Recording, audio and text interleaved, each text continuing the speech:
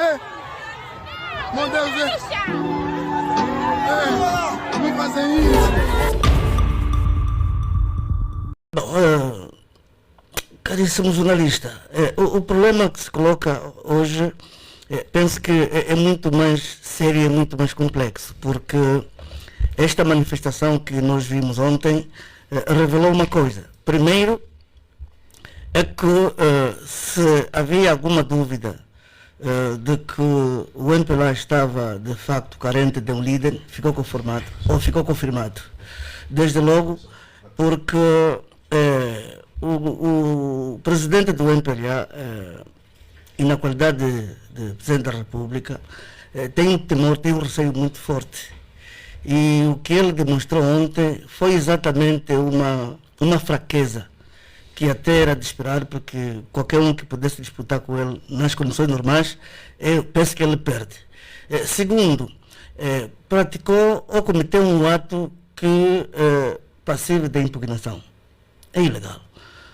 Numa disputa para a eleição interna, também tem de haver um pouco de compromisso, um pouco de respeito pelos candidatos.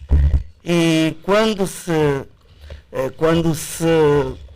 aprimora para um candidato e convoca-se aquela marcha como se fossem eleições gerais, e quando se sabe que aquelas pessoas que apareceram na marcha nem todos se revêem no próprio João Lourenço, muito menos no próprio MPLA, aquilo foi fruto da coação, que é hábito. Segundo, viola também o princípio da igualdade, como já disse. E o que é que temos que concluir? O tempo deu razão à UNITA. Deu razão à UNITA porque em Angola ficou provado que só a UNITA consegue praticar a democracia. E é uma vergonha para o meu professor Mário Pinto de Andrade, que no Congresso da UNITA afirmou de forma categórica e diante da imprensa nacional e internacional que também eles podiam fazer o que a UNITA fez. Mas a prova é que ninguém ainda conseguiu copiar, ninguém conseguiu assumir-se como a UNITA consegue fazer aquilo. E a UNITA faz aquilo por quê? Porque a UNITA faz uma política. A UNITA faz política justamente por causa da causa que prossegue. O fim da política é o serviço do povo. Não é empresa, não. Porque o que vimos essa semana finda, é coisa surreal. Como é que alguém anuncia a candidatura hoje e no dia seguinte já tem assinaturas e já aparecem pessoas a apresentar a candidatura para formalizar? Quer dizer, se ao nível interno, ou seja, se no partido também, afinal há fraude, o que é que nós podemos imaginar do país? Por isso é que a minha convicção, o MPLA nunca ganhou as eleições em Angola, desde 92. Porque ainda entre eles se escondem os votos, se escondem as assinaturas. Quando todo mundo estava a preparar-se para então o próprio time de partida, quando ele próprio dizia que as pessoas estavam a se preocupar, as pessoas estavam a se adiantar, então, afinal, ele estava aí a adormecer os outros, quando já tinha, afinal, preparado o expediente. E quem nos garante que aquelas assinaturas, aquelas fichas, são do Congresso anterior? Ninguém. Portanto, isto deve ser, de facto, debatido, porque o MPLA governa o país há 50 anos e tudo o que aconteceu no MPLA impacta o país. Agora, uma coisa é certa. Esta perseguição que está a se fazer contra os outros candidatos, em outros tempos, era de facto razão de muita perigosidade. Mas, como estamos no tempo novo... O doutor não está a exagerar na apreciação, não é que o respeito direto da soberania... Não estou a exagerar, porque eu estou a rememorar o 27 de maio. O 27 de maio surgiu no âmbito das querelhas internas. E esta forma que estamos a assistir de perseguição vil aos candidatos, ainda são candidatos. Mas os candidatos aqui, o único rosto que pelo menos tem denunciado e sente isso é o general Higino Carneiro. Os demais parece que estão a ser vistos como, vamos lá, aqueles que não constituem qualquer concorrência ao atual presidente do MPLA. Mas ainda assim, eu insisto nesta lógica. Doutor Anselmo, há necessidade do MPLA realizar um congresso nos moldes em que está a realizar? Não diria necessidade, mas o MPLA não podia acabar de outra maneira do que esta. Porque o MPLA está degenerado.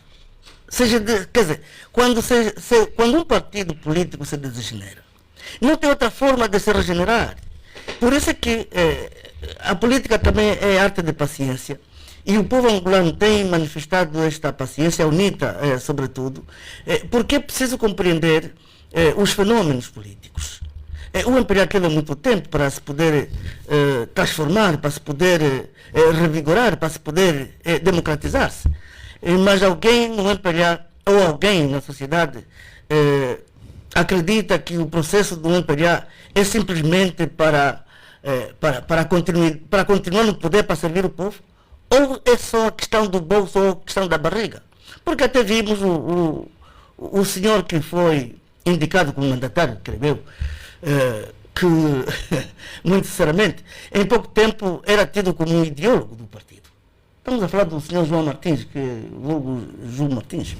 É que depois apresenta-se como alguém que vinha surpreendido, que não contava, mas depois veja a abordagem que faz sobre o conceito da bicefalia. Quer dizer, alguém que tinha defendido no tempo do senhor presidente Eduardo Santos que a bicefalia era aquilo, hoje já veio mudar.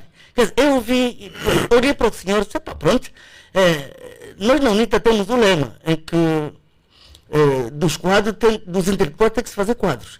E no MPLA, os quadros têm que concorrer para a bajulação. Porque eu vi o senhor João Martins, a forma como se posicionou, a volta que ele deu de 360 graus, mas me parece que está a concorrer para o prêmio de bajulador. Não está a tentar retirar a soberania do MPLA e principalmente a olhar para aquilo que o MPLA tem como projeto político para o país? Não, o MPLA não tem soberania nenhuma. O MPLA o que tem de fazer é adaptar-se à conjuntura política. É respeitar, no mínimo, os militantes e com ele governa, também respeitar o universo dos angolanos.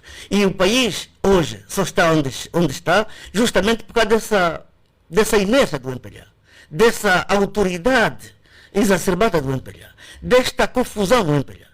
Eu, a semana passada, descrevi o Congresso do MPLA como sendo uma confusão. E tudo indica que vai se discorrer para aí. Porque não há discernimento. Os militantes, os membros do MPLA, que deveria se pronunciar, que deveria pôr fim a esta brincadeira, admitir essa ditadura, e eles ser tratados como quaisquer. Quer dizer, isto aqui às vezes nos leva também a analisar nessa vertente uma questão muito, muito simples.